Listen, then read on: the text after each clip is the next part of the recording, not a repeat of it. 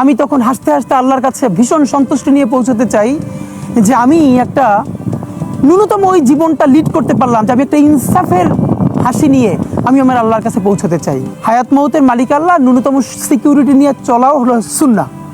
কিন্তু আমাদের লড়াইটা হলো, আমার মা স্বাভাবিকভাবেই কান্নাকাটি করেন, আমার পরিবার সবাই। তো আমি আমার মাকে বলেছি যে দেখো, মানে আমরা যে লড়াই নেমেছি, আমার একটা মনে হয় কি কোনো রাজনীতিবিদের না বাসায় মৃত্যুটা হইতে পারে না, এটা কোনো ভালো মৃত্যু না। যিনি রাজনীতি করেন, যিনি লড়াই করেন, যিনি বিপ্লবী, যিনি সংগ্রামী, তার মৃত্যুটা হবে একটা সংগ্রামের মধ্য দিয়ে, একটা রাজপথে, একটা গ্লোরির মৃত্যু। আমি তো ভীষণভাবে প্রত্যাশা করি, আমি ছোটবেলা থেকে এই স্বপ্নটা দেখি, অনেক জায়গায় বলেছি, যে একটা তুমুল মিছিল হচ্ছে অন্যায়ের বিরুদ্ধে, সেই মিছিলের সামনে আমি আছি, কোনো একটা বুলেট এসে আমার বুকটা হয়তো বিদ্ধ করে দিয়েছে।